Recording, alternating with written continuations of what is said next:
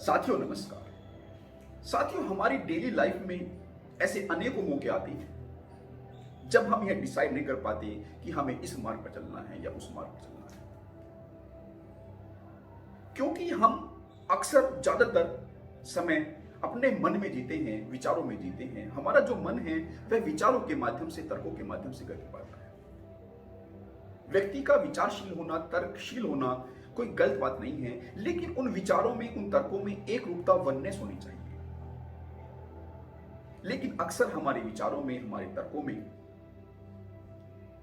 अलग अलग डायरेक्शन होती है। वे विभिन्न डायरेक्शन की तरफ हमें निर्देशित करते हैं, जिस वजह से एक कॉन्फ्लिक्ट पैदा हो जाता है। लेकिन ऐसे समय में भी हमें एक इशारा मिलता रहता है, लेकिन हम उस इशारे को पहचान नहीं पाते, समझ नहीं पाते। वह इशारा हमें हमारे हृदय से मिलता है, और क्योंकि हम अक्सर अपने मनों में, अपने विचारों में जीते हैं और साथ ही हम उस हृदय की आवाज को इग्नोर करते रहते हैं, तो वह इशारा बहुत मंद, बहुत स्लो पड़ जाता है। उसकी आवाज बहुत स्लो पड़ जाती है, जिस वजह से हम उस आवाज को नहीं सुन पाते।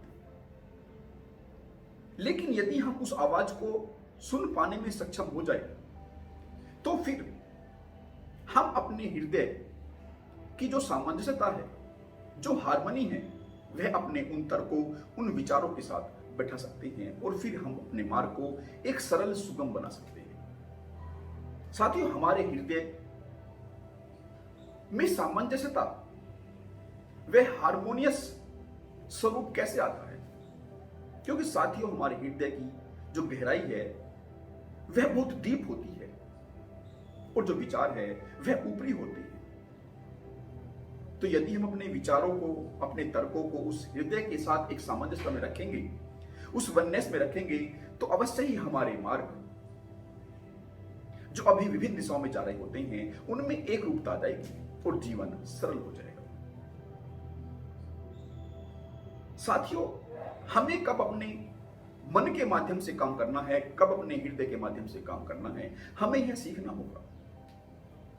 हम ज्यादातर अभी जो अपने मनों के माध्यम से जीते हैं, हमें उसको स्विच ऑफ कैसे करना है यह जानना होगा, और कब हमें उसका स्विच ऑन करना है यह भी जानना होगा। क्योंकि साथियों, कभी हमें हृदय के साथ जीना होता है और कभी मन के साथ। अक्सर आपने देखा होगा कि घरों में पति पत्नी के मध्य जो लड़ाई झगड़े का कारण होता है वह बहुत छोटा होता है, लेकिन वह झगड़ा बहुत बड़ा बन जाता है। साथियों, अक्सर जो एक औरत होती है, जब वह अपने हृदय के केंद्र से संचालित होती है, तो वह तर्क को दरकिनार करने की कोशिश करती है।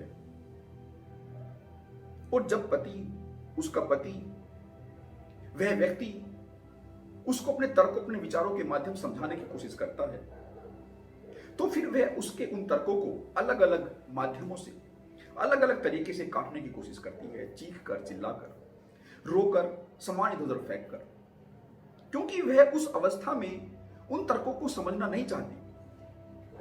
ऐसा नहीं है कि वह उन तर्कों को समझ नहीं सकती, लेकिन वह जब हृदय के माध्यम से वह संचालित हो रही होती है, तब वह उनको समझना नहीं चाहती। और ऐसा नहीं है कि केवल एक फीमेल ही ऐसा करती है। कभी कभी जो मेल है, कभी कभी जो पुरुष है, वह भी जब अपने हृदय के केंद्र से संचालित हो रहा होता है, तो वह भी उस औरत की जो विचार होते हैं, उसके तर्क होते हैं, उनको समझने में अपने आप को असहाय महसूस करता है। क्योंकि साथियों, इन दोनों के उस वक्त सेंटर बिल्कुल अलग अलग हो रहे होते हैं। इसमें गलती किसी की नहीं होती है, क्योंकि कारण तो बहुत छोटे होते हैं, लेकिन क्योंकि सेंटर अलग अलग होते हैं, तो वे उन कारणों को बहुत बड़ा बना देते हैं। तो यदि हम उस थोड़े टाइम के लिए अपने आप को एक पॉज दे पाए, एक विराम दे पाए, और बाद में जब वे दोनों व्यक्ति अपने सेम सेंटर पे हो, या तो दोनों ही हृदय के सेंटर पर हो या दोनों ही मन के सेंटर पर, तब वे उस बात को आसानी से किसी निष्कर्ष पर पहुंचा सकते हैं। अन्यथा जो एक रोष, जो एक डाउट किसी एक में किसी दूसरे के प्रति होता है, उसको अलग अलग सेंटरों के माध्यम से सुलझाया नहीं जा सकता। साथियों, हमारा जो प्रेम होता है वह अक्सर ऊपरी होता है, हृदय से आया हुआ नहीं होता है। क्योंकि जो हृदय की गहराई से आता है वह प्रेम बढ़ने पर बढ़ता है, उसको हम जितना बांटते हैं वह उतना ही बढ़ता है, और इस बढ़ने में वह प्रार्थना बन जाता है। लेकिन अक्सर हमने नोटिस किया होगा कि हमारी हंसी खुशी थोड़े टाइम के लिए ही रहती है और थोड़े टाइम बाद वह गायब हो जाती है। क्योंकि वह ऊपरी होती है, वह हमारे हृदय से आई हुई नहीं होती है। और इस भांति से यह जो ऊपरी ऊपरी खेल है, यह बहुत, क्योंकि इसकी जड़ें बहुत गहरी नहीं है, तो इसमें विवाद होना एक लाजमी है। साथियों, जिस भांति से हम श्वास लेते हैं और हमारा जो शरीर है वह स्वस्थ रहता है, उसी भांति से जब हमारा प्रेम हमारे हृदय की गहराइयों से आता है और उस गहराई तक पहुंचता है, तो हमारे हृदय को, हमारी आत्मा को स्वस्थ रखता है। हमारी आत्मा के लिए प्रेम जो है एक श्वास की भांति कार्य करता है, और इस भांति से हम किसी भी सिचुएशन को टैकल कर पाने में ज्यादा सक्षम हो जाते हैं, अपने मार्ग को पहचानने में ज्यादा सक्षम हो जाते हैं।